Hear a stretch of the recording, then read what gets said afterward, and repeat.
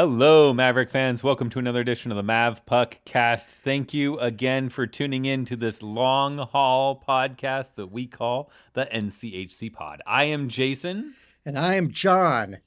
And fine, 3 weeks of hockey. 38 games. Like every other day podcasts.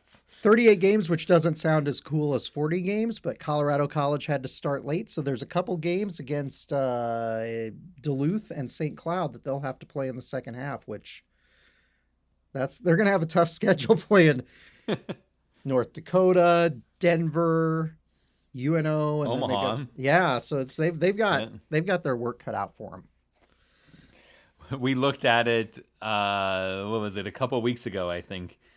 Jon and I looked at it and realized that we've done basically the same number of podcasts to this point that we've done in the last 2 seasons. It's just we've done them in 3 weeks and not 2.5 months.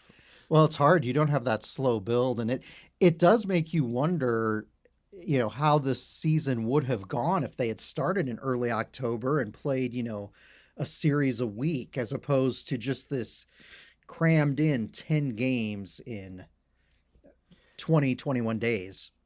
So before we get into the game today, do you think this pod format benefited Omaha? I do. And one of the things that we talked about before the pod that we really haven't talked about that I was thinking about this afternoon is the fact that, even though they tried to make it all fair by like having UNO sit on the visitors bench and wear their, black jerseys and that type of thing. I mean, the fact of the matter is we did get 10 games at home. Now, obviously we didn't go undefeated in them and we had some tough contests throughout the last 3 weeks, but I really do think that helped UNO. And I think that they took advantage of the opportunity being in their home arena, playing on their home ice, a venue that they're used to the, quirky bounces and quirky atmospherics. I think they responded well. So I do think this format helped well for that reason. And I think it helped well because it was just bam, bam, bam, bam, bam. They didn't have a lot of time to think. There wasn't a lot of time to ruminate on stuff. And when they were done, it was, either the next day or a couple days later, they were on to the next game, on to the next team. And I actually think that sense of urgency, knowing that it's a compacted schedule and there are fewer games this season, I actually think that helped them. I was chatting back and forth with someone, and that was kind of our debate back and forth was, because we both agreed that Omaha overperformed in the pod. Right. And I think that a lot of the, you look at their climb in the standings and a lot of what we've heard from the broadcasters and stuff, like Omaha was not expected to be where they are. Right. And we'll cover where they are now that the pod's over a little bit later in this podcast. But they weren't expected to do this, so they overperformed. And the question was it the format of the pod where if you took this same group and put it in, say, Minnesota or something, neutral site or St. Cloud or Duluth or something like that, or was it because it was their home arena? Right. And I think it's a little bit of both. Like you had mentioned, there's quirkiness that comes with your home arena that that other teams maybe don't know, but there's also that I think it benefited Omaha that we don't play the same team back and back, and sometimes I feel like these teams, you get in your head a little bit and you start thinking about what you did wrong Friday night or making adjustments for Saturday, right? And we show up and we've had these series and stuff. I remember, what was it, a couple years ago or something, like we went out and shocked North Dakota at North Dakota on Friday night, and then just didn't perform as well on Saturday. And part of me is like, we kind of surprised Duluth at the beginning of this, and how much of this was like, wait a minute, Omaha's better than we expected, but we're not exactly prepared for them. Whereas if we played, Duluth, back to back, it probably would have been different, I think. So I don't know. It's an interesting conversation to have. Well, it is. And it's, you've got all these games going on and you're watching all these different teams that, for all intents and purposes, all the other games that don't involve us are essentially neutral site games. So that creates a really interesting dynamic for those teams.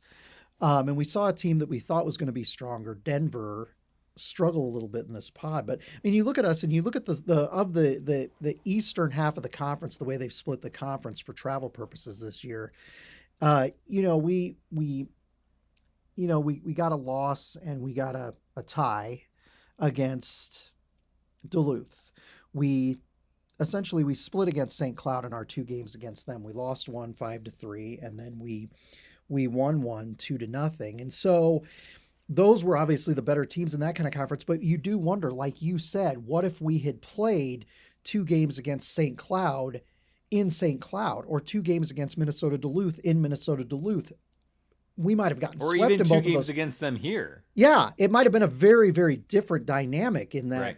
Yeah, so it's really, really hard to gauge where exactly the team is, but they definitely look better because we've seen them play some not good games at Baxter Arena the last couple seasons. So they definitely play better. And like we had talked about before the NCHC pod started, they really took advantage of the opportunity by going 6-3-1.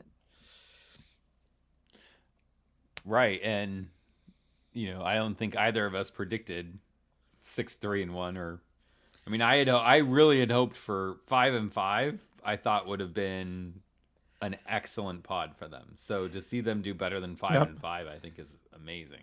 And I think you and I may have talked about how wonderful it would be if they went like 7-3. I think that might have come up, and I don't know if you brought that up or I did, or we were just kind of talking in general, but they did that. And I, like you and I said, though, just tempering our expectations, 500 in this thing would have been great. So some of the teams turned out to not be as strong as we thought they were, like Western Michigan. So, but we still haven't faced there are 2 teams that we still haven't faced, which is North Dakota and our nemesis Denver the past several years. So that's going to be interesting in the second half. But anyway, so let's get to the game today. Yep. Our final game in the pod, the only game today, against Colorado College. Yep.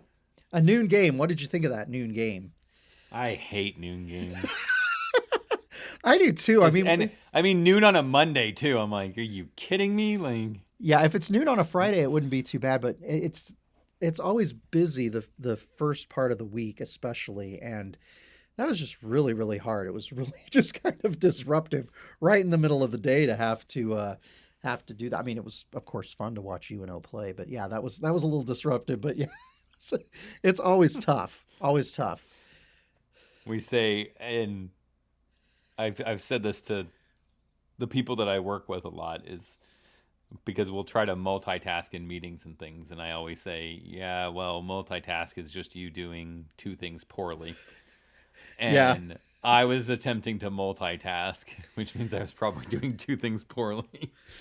You've seen those YouTubers who will, they post the videos on, they'll pre-record themselves on Zoom calls ahead of time and then just put a video of themselves like nodding and looking interested and like looking like they're typing and doing other stuff. So maybe that's what you need to do, Jason. I'll remember that for next time we have a noon game on a Monday. So first period, thoughts kind of going into it. I thought we looked a little, right out of the get-go, I just thought we looked a little unprepared. Okay. We weren't bad. We weren't making, it wasn't like some of the other games where Western Michigan and stuff that we just, I don't know what we were thinking in that first period. Like this, I thought, we played pretty well. It just didn't seem like we were completely ready. But then that second half of the first period is when Omaha seemed to really start turning it on, start to click. They were moving the puck, controlling it a little bit more, and I just think that it was kind of a tale of 2 halves of the first period. But that second half really kind of leads into the rest of the game for us. Yeah, I wasn't quite sure what was going to happen during the first half of the first period. It's, I don't know. UNO has not played as well in some of these early games as they have in the later games. And so I was a little bit nervous that it was like, oh, it's the last game of the pod. It's after 3 weeks. We're a little bit tired. I didn't know what I'll say about Colorado College is they've been a game team throughout the contest that they've had during this NCHC pod. So I wasn't sure, but definitely the latter half of the period they looked better. And when, I don't know what you were thinking, a minute left in the period, we get a power play. And I'm thinking, man, if we could score on this and magically come out of the first period. Decline the power plays. It's like the football thing. We'll decline it. We won't take it. We've struggled on the power play mightily this year, but yeah, I agree. You're thinking, you're hoping they've got the advantage. Let's see if they can put one in the net. And they certainly did. And they did. Conley had a great goal on scrub shot over to the face-off dot on the right wing side, and yep, just fires a nice one-timer right past the Colorado College goalie. I mean, I don't know that he had much of a chance of stopping that the way that play was set up, and that's what we need to see them. We talked about their struggles on the power play. Like, that's what they need to do on the power play, is they need to move that puck and really stretch that box out. Yep, with the defense and open up those kinds of opportunities. I mean, later on in the game, we can talk about, like, Ward had, just almost an amazing opportunity on the power play when we slid him a puck kind of right across. And so the more the guys can kind of break that box down, I think the more successful they'll be on the power play. So it was nice to kind of see that kind of come out in this game. That gives me some hope for our power play moving forward with the second half of the season. Yeah, utilize those talented defensemen to generate some offense on the power play. Absolutely right. And Jack Randall had a great pass that went to Brandon Scanlon. I mean, he was instrumental. Randall was instrumental on our first two goals, but in particular, that one that went to Scanlon and then Scanlon to Conley, it was just a beautiful shot. And again, a lot of times you feel like with teams that are struggling on the power play, they're trying way too hard to try to get some sort of a cool looking little, perfect play. Yeah. Perfect play going, down low, close to the net. It just, that's the thing. Just wind up, fire it, rip away, and see what happens. And good things happen today for sure.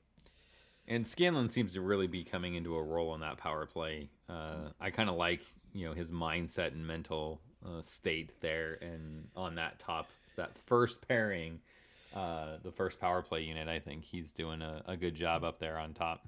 Oh, he's a lot of fun to watch. So yeah, we scored 30 seconds left in the period, ease our way out of it after that point in time, come into the second. Always worried with UNO about second periods. I don't know what it is about second periods, but it always seems to worry me. But midway through, we've got Martin Sundberg gets a tally from Jack Randall and Nolan Sullivan. And UNO takes a 2-0 lead. Yeah, I'm feeling good at that point. I know that people say that the 2-goal lead is the most dangerous lead in hockey, but to me, it's much more preferable to a 1-goal lead or no goal lead. In the pod, it seems like 3 goals is the death nail. It's the death knell. Yeah, it's the death knell. Like, you're going to lose if you get a 3-goal lead. Yep, absolutely right. But they were playing real well, and that's the thing. I mean, they had tons of opportunities,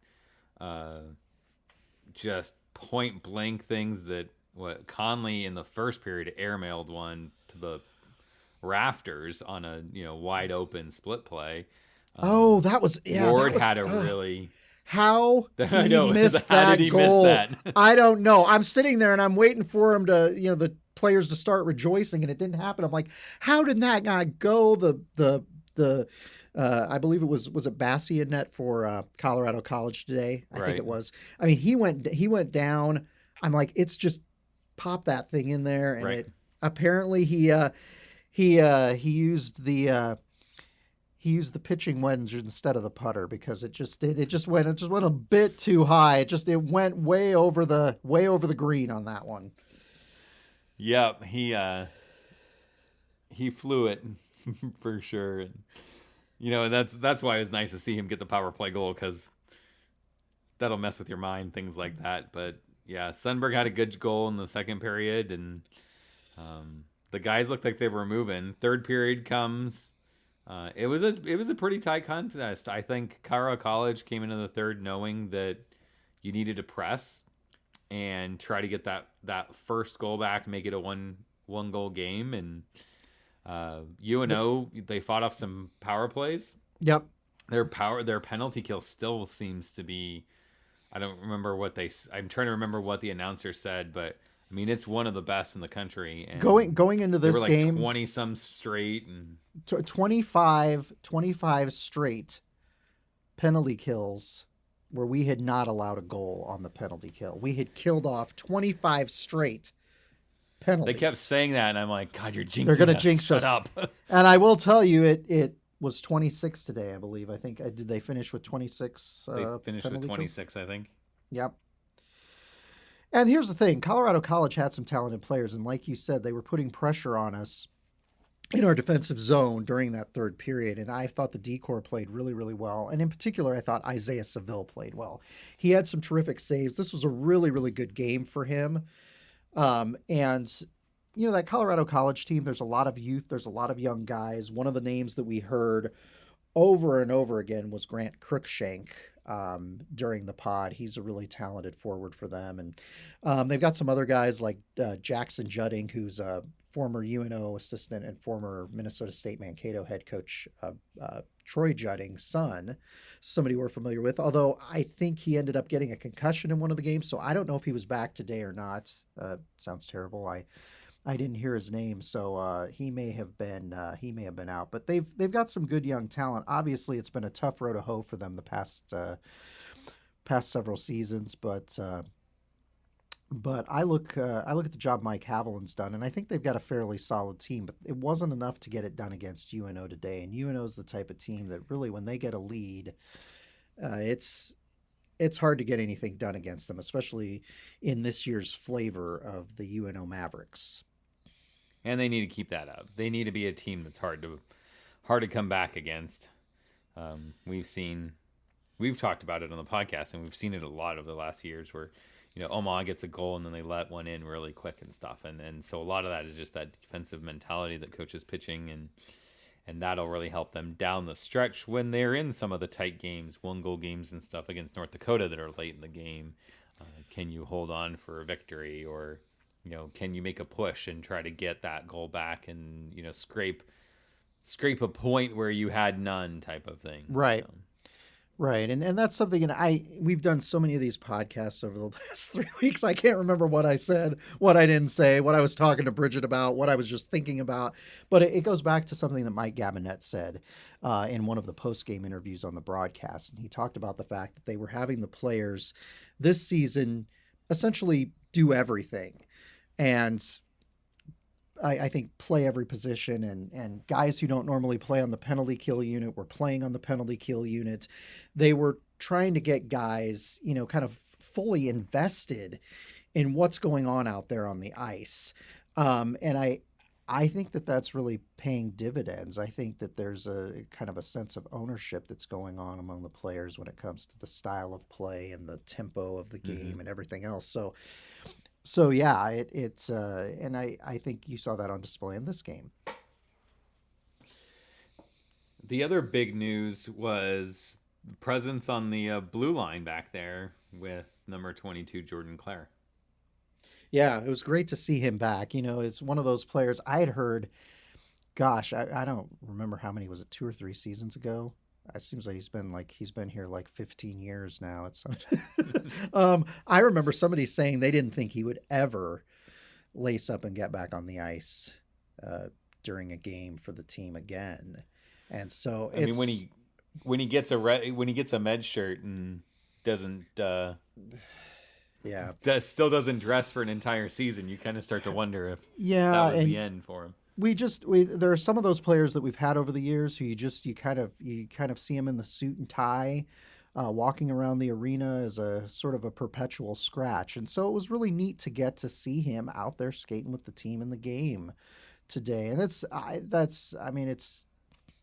end of the day for these guys, I mean, a lot of it's about the team and it's about the camaraderie. And so it was neat to see him was just neat to see him get back in the game. I thought that was really cool that he Yeah. got to play, and that Coach Gabinet and company gave him the nod today and had him in the lineup. So I thought that was really cool. So third period, we get the goal from Weiss. Just a nice Let's cut-in talk. shot. That was just a beauty. He just from a guy that turned and rarely just shoots. fired. I know. We've talked about how he's been creating opportunities for other players, but finally he just turned, and I think that was out near the the right wing circle as well. I think it was kind of he was moving into the slot when he took that shot. Great shot on his part. That's the kind of thing that we've been, obviously excited about when we first saw him play as a freshman, and we're excited to see some of those goal opportunities happen for him. So I believe that was his second goal in the pod. Don't quote me on that, but I believe that was his second goal of the pods so far, and that was a great look and a great shot. And obviously at that point when they're up 3-0, we're feeling great. Although as Jason talked about, he's like, I don't know, 3-0. If it had been earlier in the game, we might have gotten nervous. But at that point in the game, if it was earlier in the third period, I might have been a little bit more nervous. But there was only like 5 minutes left in the game. And there was about now we got it. A little over 4 minutes left. Yeah, exactly. So I'm thinking good. Jason Smallage and Brock Bremer on the assist there, but that was really all Tyler Weiss. Yeah, Seville finishes it out, makes some good saves there at the end, earns his shutout. Omaha wins 3-0, and the pod is done, and we are on to a bit of a break, and then the second half of the season. So let's do players of the game, and then okay. I think now that the pod's done, we should do a player of the pod. Okay, my player of the game. It's a tough one. I'm gonna go with take the obvious one. There's an obvious one. Yeah. There's an egg on the board, dude. I've already picked the goaltenders. I've already picked the goaltenders twice. I picked Roden in his shutout. I picked Seville in one of the other games. I think it was the game we lost to Miami, but I thought that okay. I'm picking Seville so that you can pick someone else. I already picked Seville, so I can't. You totally got to pick Seville. That was a fantastic game. I picked Seville for my player of the game because he got a shutout and made some miraculous saves to get it. I gotta tell you what a talented player. He's arguably the best goaltender that we've had in. I mean, it's been years. I mean, he really is a top pro prospect type goaltender. I mean, he might be the most talented goaltender the UNO's had since Dan Ellis back in the early years of the program. Just pure talent between the pipes there. So that's obviously the obvious pick of the game when you get a shutout and you have the kind of performance that he had. You got to go with Isaiah Seville. So okay, so good. But I gave you now he's off the board. Okay, this is a little bit more difficult. And normally Jason, when he's put in this position where he doesn't get the obvious player in our player of the game segment, he usually tries to come up with something clever and interesting and sort of off the beaten path. I'm going to go with Kevin Conley, who had not only was the first goal that he had a beauty, but that one that we were talking about moments ago where it was earlier than that in the first period, I believe, wasn't it? Where he just shot a little bit too high. Yeah, a little bit. He hit the ceiling, but yeah. So I'm going to go with Kevin Conley. But boy, I'll tell you what, that third goal by Tyler Weiss, that was it. That was a beauty. And so I'm not going to hedge. I'm not going to, Weiss was making a lot of plays. Yep.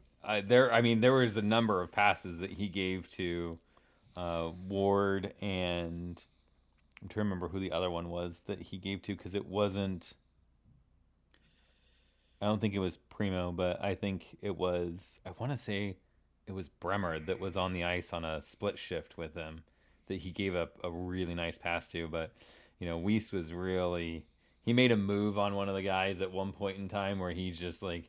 it's one of those situations where as the defender you're like, I got this guy locked up, and then it's like, wait, where did he go? Why Yeah. is he not here anymore? And that elusiveness with Weiss, if he really taps into that, that's going to be a huge asset for Omaha. I actually thought you were going to pick Randall.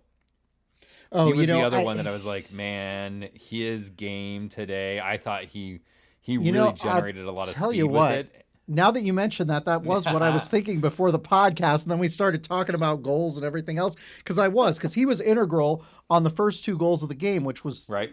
critical. So yeah, he's been a really important player in this lineup during these first 10 games. So yeah, terrific. He's been a great addition to this club for transfer sure. Yeah. Transfer from Michigan. We're happy to take a player from the Evil Empire. So yeah, absolutely. He's great too. So player of the pod. So the whole thing, the whole kit and caboodle, top to bottom. What do you got? Well, this is a tough one because you could make an argument for one of the skaters or an Isaiah Seville in a deal like this. But I'm going to go with a player whose name we have butchered on this podcast for years, but is really coming into his own this season. And you've got to be impressed with Chase Primo, who had 4 goals and 8 assists in the pod, was a real factor and made his presence known. I really like how he's playing this season. And, the first 2 seasons, probably didn't go the way that he wanted, but you look at where he is right now in his career, and I think he's one of the best upperclassmen on the team. So I'm going to go with Primo. Yep. That's what I got for you, Jason. Well, I think he's an admiral pick. Like I mean, it's hard to argue with the production that we've seen out of him that he isn't at least considered one of the best players on Omaha's team in the last 10 games. We talked about it in the preseason podcast about how we need to know where scoring's coming from, where we're going to get goals from, and to see him produce, not just be effective, but produce. Because I think there's a difference between, guys that are, they're playing well and they're,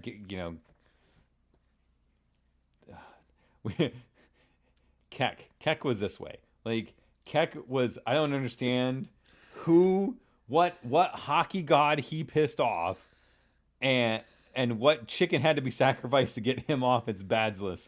But man, the guy played so good, so many games, and seemed to never have anything to show for it. Like he wasn't on the, he wasn't on this. Oh my gosh! And I mean, it was a running joke from us up in 216. Like, oh, it's a breakaway. Oh, it's Keck.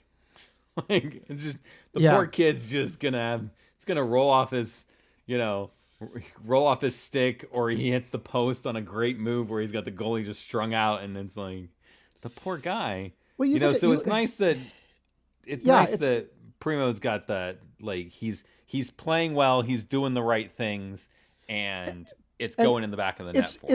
It's the continued evolution, because he had a solid season last season. This is a player who got 8 goals and 12 assists last season, and I think he's already kind of showing that he has that form. But like you said, I feel like he's making his presence known more this season, and it's as these players get older and they get better, and you see his leadership out there. I liked how he looked through the entire pod. He's really becoming kind of one of our premier players on this kind of new look iteration of the UNO Mavericks under Mike Gabinet. So I'm going to give my player to.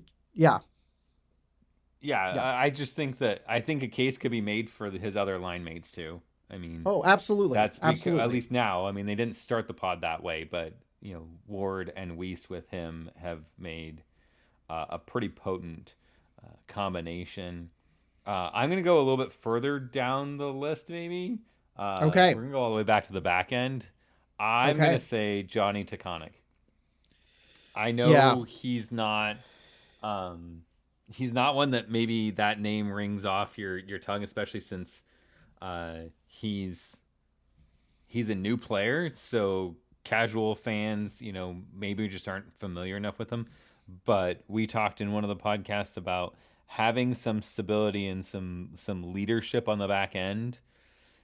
And it just seems to me like he's really stepped up and taken that role of, we're going to be a good team, and if I have to bring us along, I will. He seemed to really fall in line with Conley and the two of them. It just looks to me from as an observer that the two of them kind of are really playing a strong leadership role with this team. And so he's, I think, my player for the pod just because he brings stability. He had a lot of good games. He never had a bad game. No, he really is. And the way that he plays at defense, it kind of reminds me of a point guard in basketball, the guy who's really, really good at handling the puck down back there near the blue line, getting it where it needs to go. And you look at this a lot of times when we have these kind of highly touted transfers, and he transferred in from North Dakota. He's obviously a junior. Sadly, Jason and I wish he was a freshman so we could get 4 years out of this guy because it would be absolutely fantastic. So he's a junior on the roster right now, but he really has made a difference back there in the D-core. More than that, like you said, there's just a I don't know how to describe it in words, but he's one of those players who came in and hit the ground running. And sometimes, over the years when you look back, sometimes when UNO has had transfer players, sometimes they've been all right, but there have been times when those players just haven't really panned out. And so far, if you look at some of our recent transfer students, you look at a Jack Randall, you look at a Johnny Tyconic, you look at Kevin Conley, you're talking about guys who really, have been key components in the success of this team. And so Right. hats off to the staff for finding players in the transfer portal that have been able to make a difference. But no, he's been fantastic. He's been a really just a pleasant addition to the roster. So overall record, Omaha sits 6-3-1. And we are second place in the NCHC. Second place, depending on which math you're wanting to use, because I'll just fair warn anyone if you pull up CHN, their points per game kind of math thing isn't going to put us in second. I think they put us in fourth if I remember right, because Duluth and St. Cloud have only played 9 games and are a point behind us. But in any case, North Dakota is a point ahead of us. We're a point up on Duluth and St. Cloud. And I think the big thing is looking at, top 4 teams get home ice in the playoffs usually. And so we've always talked about, what does it take to be a top 4? And usually that 3, 4, 5 or 4, 5, 6 ranges, usually those are pretty tight, right? But yes, and Jason, you will be happy to note that College Hockey News has us in second place. Oh. So there you go. Cool. Yeah. Okay. I just thought I would interject that. But yeah, all those teams are bunched really, really close. North Dakota, Omaha, St. Cloud, and Minnesota Duluth right in there. But yes, continue your thought. Well, so I'm just saying the gap now between Omaha and what would be Denver in 5th place. Yeah. We've got 7 points on them. Yes. So it's not just us overperforming and saying, we're in second place, and that's, way better than we expected of where this team would be at the closeout of the NCHC pod. But to look at it and say, not only that, we've performed against the teams that we've needed to perform against, and we've scraped out some points against some of the teams that maybe were, a tighter matchup like St. Cloud and that stuff, and said, we're in a position where going into the second half of the season, one loss against some of these teams, Denver, Colorado College, even North Dakota, just a point ahead of us. One loss to them isn't going to make or break your season. We can bounce back from something like that if you have a bad game or something.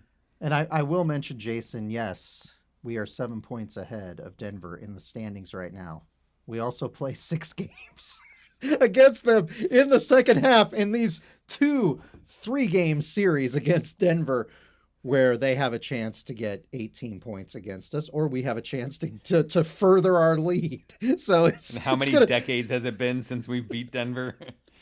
Wasn't there one season a few seasons ago, like where we finished the season at Denver against Denver, and then we had to go play them in Denver for the first round of the NCHC playoffs? It felt like, oh my gosh, it was just like it was a never-ending struggle against that team. And I know Denver looked down, but I'm still nervous about them in the second half. But UNO has a real opportunity here for sure going into these final 16 games, what we assume are going to be the final 16 regular season games in the second half.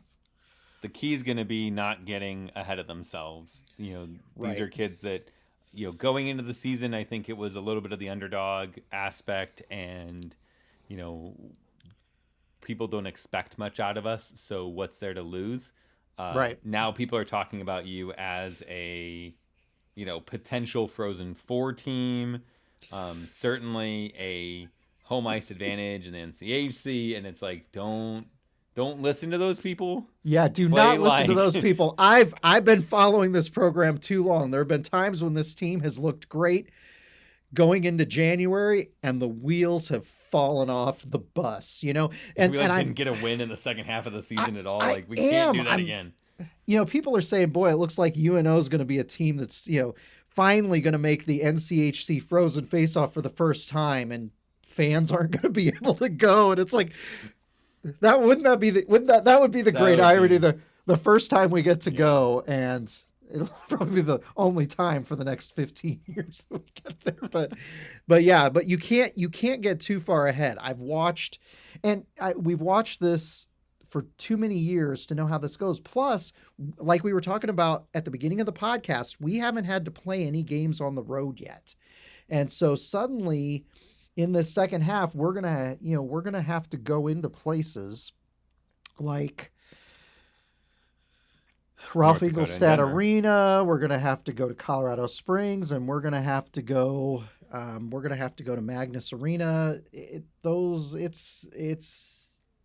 going to get tough, and who knows what the atmosphere is going to be like at those places, because we don't know whether or not they're going to get to have fans. I believe it was North Dakota. I can't remember if it's on the broadcast or something I read online. They're talking about having, I think, 1,000 fans at their games, and I think their arena sits 12,000 people or something. So that's a scant number of fans. So they're looking at fans. UNO's obviously looking fans. I don't know what Denver and Colorado College are doing, but regardless, going on the road is going to be a different story. So, we've got to temper our expectations, and just remember, we start off the second half of the season with 4 straight games against North Dakota. Right. 2 at home, December 31st, January 1st, and then on the road to North Dakota on the 8th and 9th. Yes. So, do you have anything else to say about the pod before we start talking about our next games? Well, I just thought it was a lot of fun to get to watch all those games. During the week, essentially 2 games per day. On the weekends, we had 3 games a day. I thought it was a good time for the last 3 weeks. I had a lot of fun, and I enjoyed hearing people like Ben Holden and Dave Starman. Starman's full of all kinds of interesting trivia. I thought it was really cool to get to see former Mav David Brisson, one of the great forwards from the early years of this program, and a great UNO alum. The last time I chatted with him, and Bridget and I chatted with him, was at an advocacy event down in Lincoln for the University of Nebraska system. So we sat at a table and had dinner with him. Just a really good guy, and I enjoy listening to him on the broadcast, getting his perspective. And then, of course, UNO radio play-by-play voice Donnie Barnes on there. So that was a lot of fun, and it was also a lot of fun to see 8 million ads for Hugo's grocery store in Grand Forks. Along with, Minn Kota windows. I swear what's in your bottle? Huh? What's in your bottle? Oh, my bottle's better be Cramp full Aid. of Cramp Aid right now. Yeah. Yeah, which, if you look at one of those commercials, it was shot in the Lincoln Stars Arena. I believe I was told that the guy who started that was from Lincoln and then ended up moving up to the Grand Forks. I don't know the whole story, but we certainly saw a lot of ads. And what I loved on Twitter were the number of fans who had said, "Okay, I succumbed and I got, cramp aid to try." So I'm just telling you, Midcoast Sports, those ads worked. But I'm really glad. I think more than anything, I'm really glad that the NCHC had a partnership with Midcoast Sports to do the games, because overall the video quality was good. Now the app itself, oh my God, it was not good. That was not good. Jesus. It was in the last couple days. Whenever like I'd open up the app, there would be times I would be watching and it would just like randomly just quit out. Yeah, close out and take me back to the home screen on my Apple TV. There was some today it was if we pull it up and we click on live games to go to the game, the minute you clicked on live, it closed. There were other times when I was able to kind of get it working by signing out and relogging in every time. It was rough, and that is one area that, going forward they're going to have to work on, as far as, because obviously when you're selling a subscription to fans, you want everything to relatively speaking, you want everything to work as advertised. And it's tough, especially when you have new subscribers who aren't used to this. And suddenly they're thinking they're doing something wrong as it regards the app. And then it turns into a whole thread on Twitter of troubleshooting. So they're going to have to work on their kind of video streaming logistics, I think, going forward. And we've talked about that before. I mean, Jason and I aren't too harsh on this stuff, although the two of us really, we're serious about our streaming video. This is how we get TV in our homes. So yeah. Well, it's not like we had another choice either. No, we have no choice. So, and usually what I would do, a lot of times what I would do is I just pull it up on the NCHC.TV website and then just AirPlay it to the Apple TV. And that was fine, but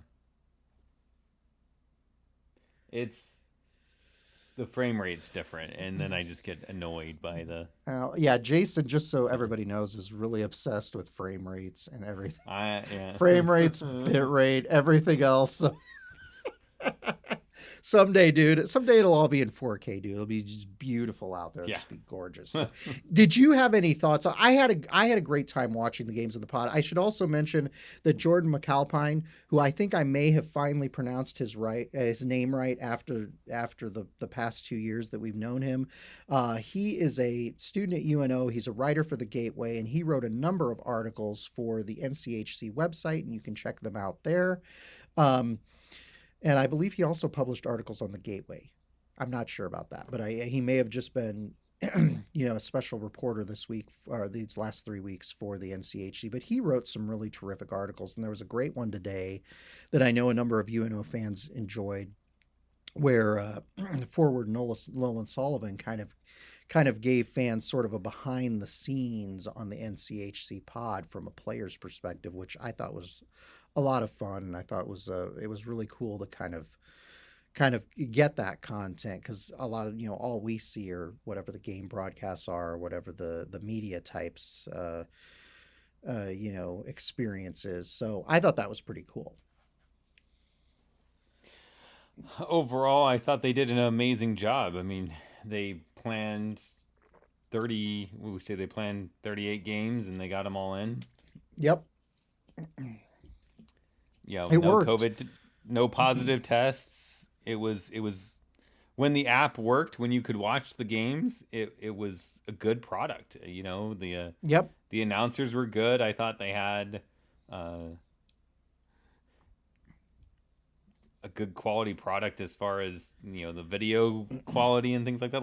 Like my only beef about it is just the number of times that I had problems getting it to play on a phone, or getting it to play on the Apple TV app, or, any of these things. Like the ability to watch it was the part that just frustrated the heck out of me. I mean, there's one point where it was telling me, like, you don't have an account, and I'm like, are you kidding me? What do you mean I don't have an account? And it's like, Jason and it was just annoying, I think. More Jason than and I are else.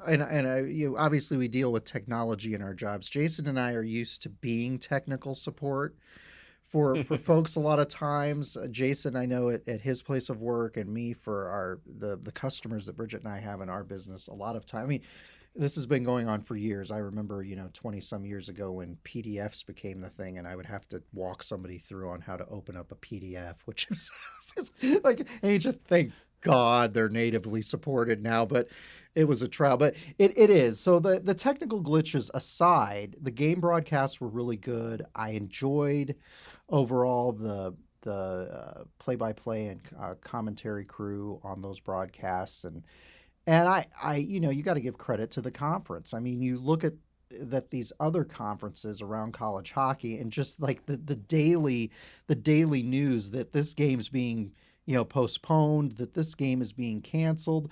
I think this was probably the smartest way that you could have started a season. And we weren't sure. We weren't sure what would happen as far as COVID or the players isolating from other teams and whatnot, but it sounds like it went really, really well. And that's the way you want to start a season. So they've got a solid foundation of 10 games to move into the second half. We'll have to see what happens in the second half. Who knows? All hell might break loose for all we know. We don't know, but we're hopeful. At least now we got a solid start on the season, and then we'll see what happens, December 31st. So I assume we're back to our regular format for the podcast. So we'll do one after the second game at home versus North Dakota. Jason doesn't just assume that. Bridget notified us earlier before we started recording that was the way that it was going to be. So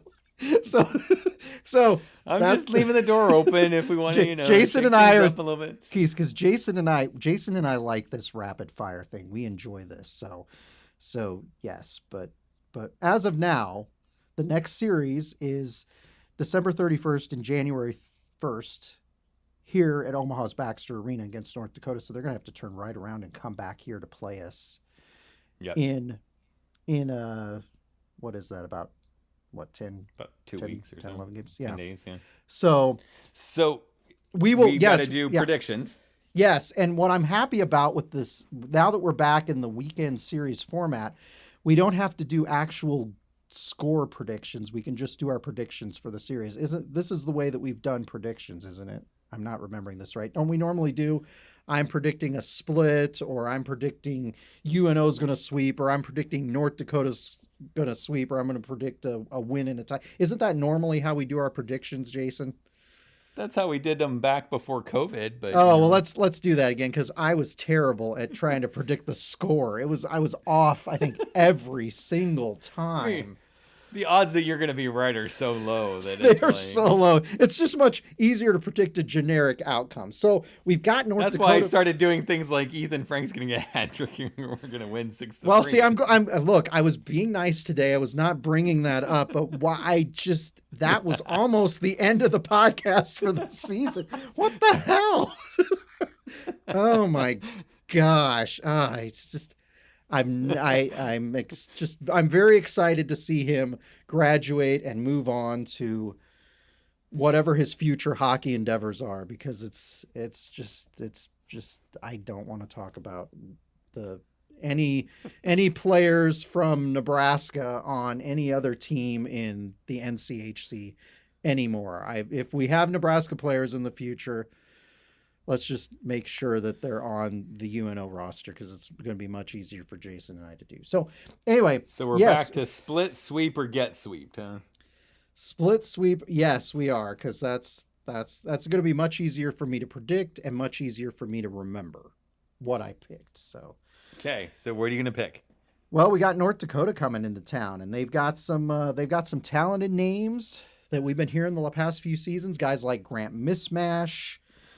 Obviously, their stalwart scoring threat, who I believe scored a goal in every game of the pod, senior forward Jordan Kawaguchi. We got a lot of talent on that team. Brad Berry is a terrific head coach.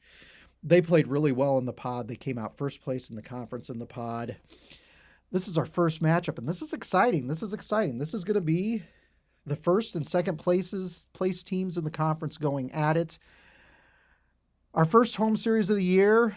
Bridget and I presumably are going to be there because they're allowing fans. I'm just waiting with bated breath to see what that literally just to see what that experience is going to be like. I have no idea at this point, but I'm going to say I'm going to be a little bit conservative here. I'm going to say we split with North Dakota. I'm going to say that we win Friday and lose Saturday. Is that a Friday Saturday series? Now I'm just assuming it is. Okay. I was gonna.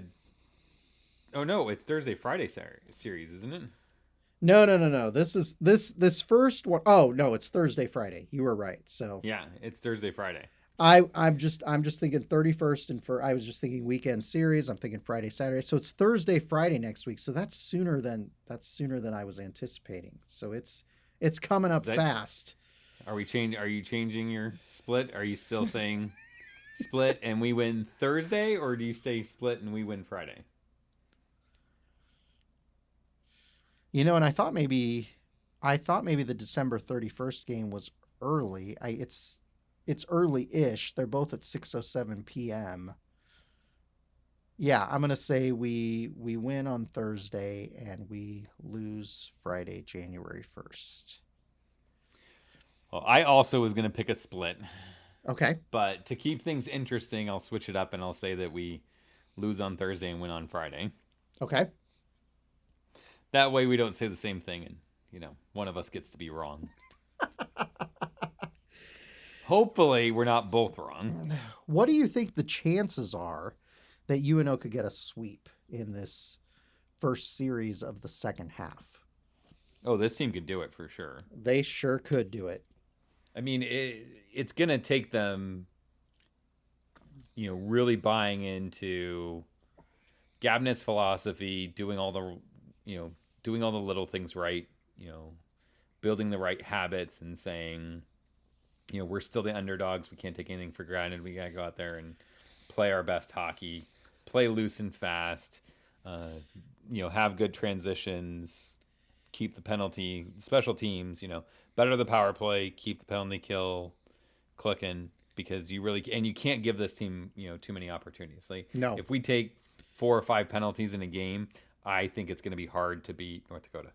They really need to avoid that. They can be disciplined. Will be good. They need to avoid the silly, stupid penalties, and then we need great play between.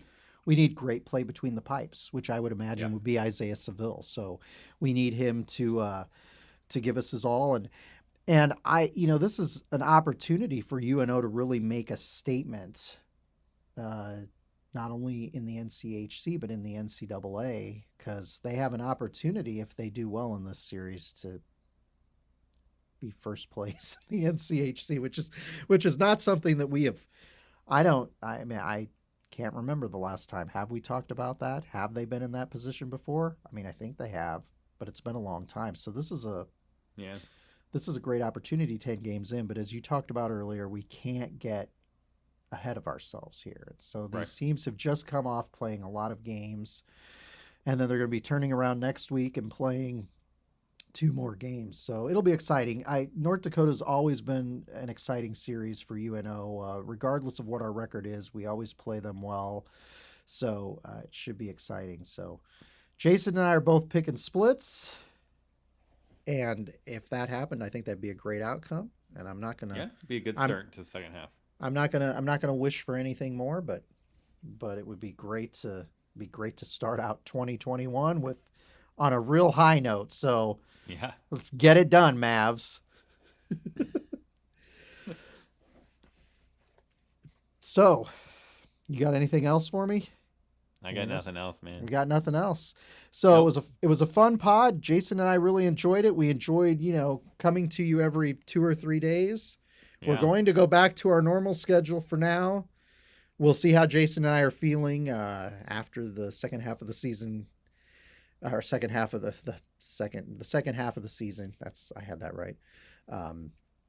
gets underway. So we'll be back to you with a weekly podcast to start off here, and then we'll see how it goes in the second half. But until next time, be sure to follow Mavpuck on Facebook and Twitter, because we have a lot of fun stuff on that.